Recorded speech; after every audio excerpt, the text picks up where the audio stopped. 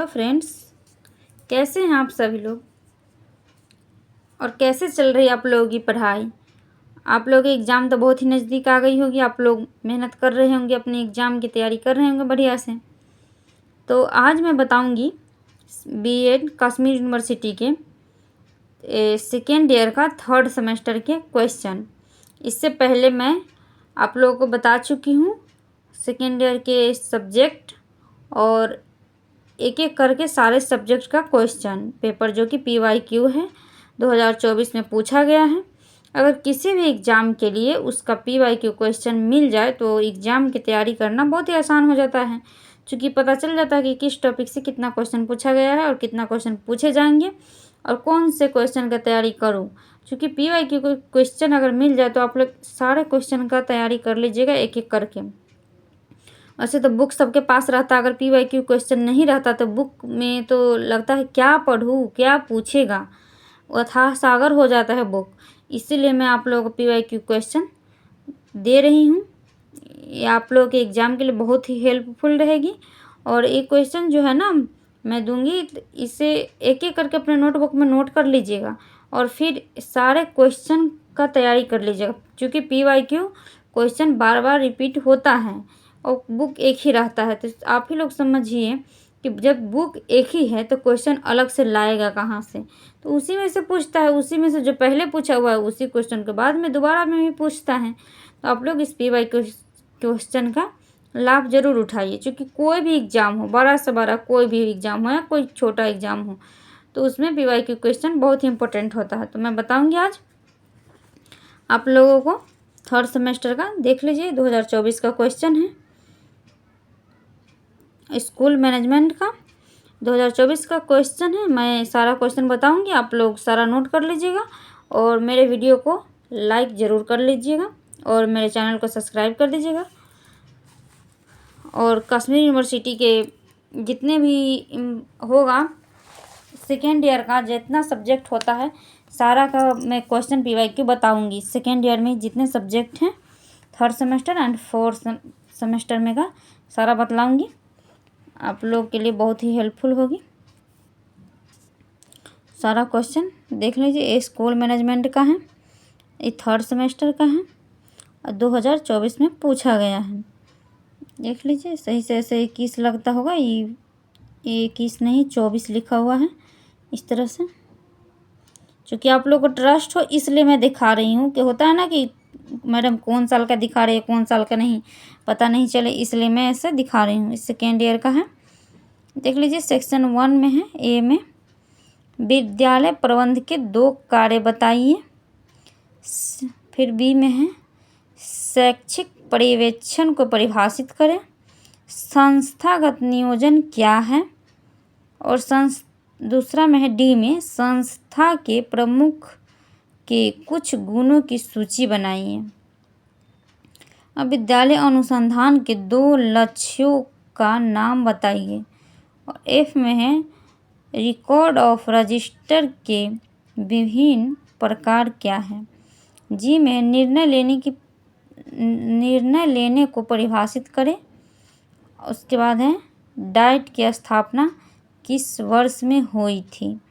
तो ये डाइट है ना बहुत ही इम्पोर्टेंट है, ये इसको आप लोग पढ़ के ही जाइएगा, इसके बारे में और जानकारी लेकर जाइएगा। क्योंकि जो आप लोगों का जो क्या होता है कॉलेज में जो वाइवा होगा, जो पूछने वाले यूनिवर्सिटी से लोग होते हैं आते हैं, उसमें उसको प्रैक्टिकल का जो एग्ज़ाम होता है ना उसमें जाइएगा आप लोग को अभी पता नहीं होगा। आप लोग प्रैक्टिकल का एग्ज़ाम देने जाइएगा तो वहाँ यूनिवर्सिटी से फर्स्ट ईयर में दिए भी होंगे, यूनिवर्सिटी से लोग आते हैं वो क्वेश्चन भी पूछते हैं, लेकिन डाइट के बारे में बार बार पूछे जाते हैं। इसमें पूछा जाता है तो अलग, और वहाँ भी पूछा जाएगा मौखिक रूप से। तो इसके बारे में संपूर्ण जानकारी आप लोग प्राप्त कर लीजिएगा। और देखिए इसमें जितना क्वेश्चन है इसके बारे में मेरे इस चैनल पर और वीडियो बना हुआ है, आप लोग एक एक क्वेश्चन को सर्च करिएगा, मेरे इस चैनल पर मिलेगा आप लोगों को। अगर वीडियोज में जाइएगा तो सारा बीएड का कश्मीर यूनिवर्सिटी का वीडियो मिलेगा, आप लोग उससे देखकर मैं जो भी वीडियो बनाई हूँ उसे आसान से आसान शब्दों में बनाई हूँ, तो आप लोग के लिए बहुत ही हेल्पफुल होगी। क्योंकि कश्मीर यूनिवर्सिटी का ज़्यादा से ज़्यादा वीडियो मिलता नहीं है कहीं, और वहाँ के लोग हैं जो ज़्यादा उर्दू और इंग्लिश का प्रयोग करते हैं, और जो हमारे यूपी बिहार या इधर झारखंड के लोग जाते हैं वहाँ तो उनको समझ नहीं पाते हैं। इसीलिए मैं आप लोगों के लिए हेल्पफुल हो, इसलिए मैं आसान शब्दों में बताती हूँ, आप लोगों को समझ में ज़्यादा से ज़्यादा आए। तो मेरे इस चैनल पर जितना वीडियो है सेकेंड ईयर का उसे ज़रूर देख लीजिएगा, आप लोग के बहुत ही मदद मिलेगी। तो चलिए मैं क्वेश्चन पर आई, अब बताती हूँ। सेक्शन बी का है, विद्यालय प्रबंधन की विशेषताएं क्या हैं। ये जो क्वेश्चन है ना विद्यालय प्रबंधन, ये बहुत ही इम्पोर्टेंट है, देख लीजिए, आप लोगों के लिए ही है, आप लोगों को भी पूछा जाएगा। चूँकि इसके स्कूल के मैनेजमेंट के बारे, इसका बुके का नाम है मैनेजमेंट, तो मैनेजमेंट करने के बारे में ही पूछा जाएगा क्वेश्चन किसी भी तरह। और PY के क्वेश्चन बार बार रिपीट होता है, तो आप लोग इसे देख के जाइए। देख लीजिए, आप लोग के नज़र के सामने है, पूछा गया है ना, विद्यालय प्रबंधन के 2 कार्य बताइए, इसमें पूछा गया। और वही क्वेश्चन लॉन्ग में भी पूछा गया, देखिए दूसरे नंबर में है, विद्यालय प्रबंधन की विशेषताएं क्या हैं। और वही क्वेश्चन विद्यालय प्रबंधन के, देख लीजिए लॉन्ग क्वेश्चन में सेक्शन सी जो है, विद्यालय प्रबंधन के सिद्धांतों एवं कार्यों को विस्तार से समझाइए। देख लीजिए इस तीनों में एक ही क्वेश्चन रिपीट हुआ है बार बार।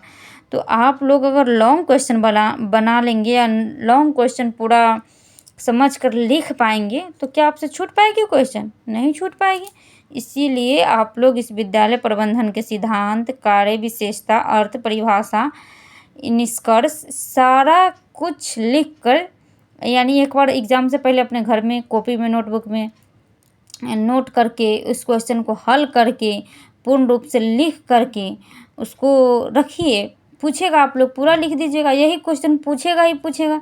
ये कोई नहीं ऐसे कह सकता कि क्वेश्चन नहीं पूछेगा। आप लोग अगर नहीं ट्रस्ट हो रहे हैं ना मेरे बातों पे, तो आप लोग एग्ज़ाम देकर आइएगा और मेरे इस PYQ क्वेश्चन से अपने क्वेश्चन से मिलाइएगा, देखिएगा कैसे नहीं पूछ रहा है। चूँकि इसके बुके का नाम वही है तो क्वेश्चन कहाँ से लाएगा? जब बुक वही है तो क्वेश्चन वही पूछेगा। तो आप लोग इसको तैयारी कर लीजिएगा तो नहीं छूटेगी।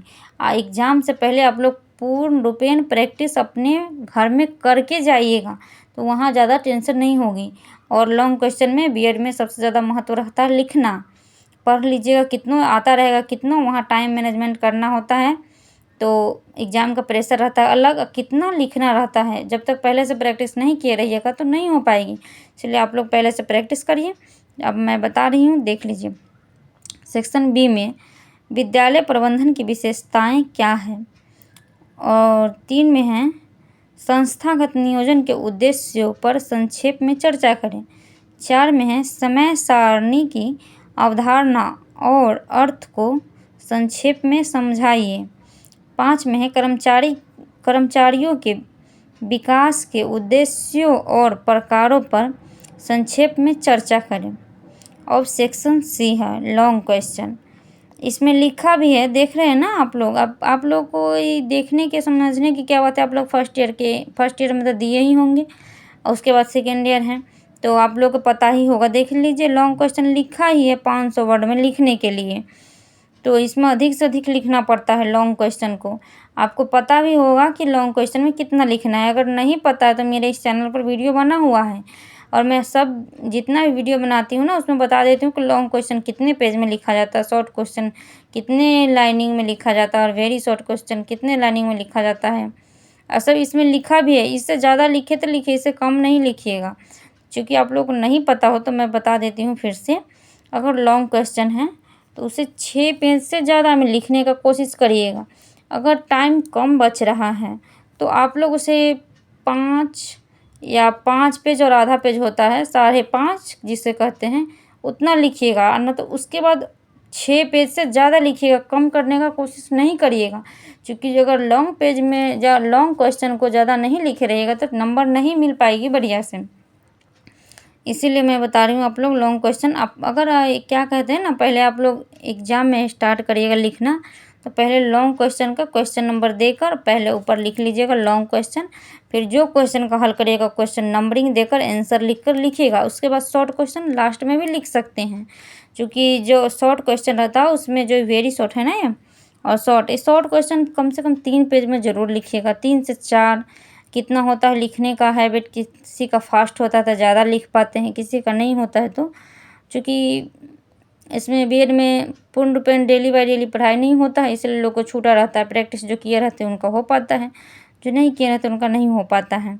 तो इसीलिए आप लोग इसे ज़रूर लिखिएगा। 3 पेज में लिखिएगा। जो बी सेक्शन बी का क्वेश्चन होता है 3 पेज 4 पेज ऐसे लिखिएगा। और लॉन्ग क्वेश्चन है, इसे 6 पेज से ज़्यादा लिखिएगा, 7 पेज 8 पेज जितना लिख पाइएगा उतना लिखिएगा। सबसे पहले लॉन्ग क्वेश्चन से ही स्टार्ट करिएगा, अंत में जाकर सेक्शन ए लिखकर और शॉर्ट क्वेश्चन जो होता है ना, वेरी शॉर्ट, जो ए सेक्शन ए का है, सारे क्वेश्चन का हल करिएगा, तभी आप लोग का बढ़िया से होगा। मैं इसलिए बता दे रही हूँ कि इस एग्ज़ाम से पहले लोग अनजान होता है, एग्ज़ाम देने के बाद अकल आती है, जब अकल आती है तो एग्ज़ाम ही ख़त्म हो गया रहता है, इसीलिए। तो सेक्शन सी में है विद्यालय प्रबंधन के सिद्धांतों एवं कार्यों को विस्तार से समझाइए। 7 नंबर में संस्थागत नियोजन में संस्था प्रमुख की जिम्मेदारियों और कार्यों की व्याख्या करें। 8 नंबर में है अनुशासनहीनता के कारणों की व्याख्या करें और इसे दूर करने के उपाय सुझाइए। फिर है डाइट की भूमिका और कार्यों पर विस्तार से चर्चा करें। तो मैं बताई हूँ ना आप लोग की कितना इम्पोर्टेंट है, देख लीजिए ना, इसमें पूछा हुआ है वेरी शॉर्ट क्वेश्चन में, ये लॉन्ग में भी पूछ दिया।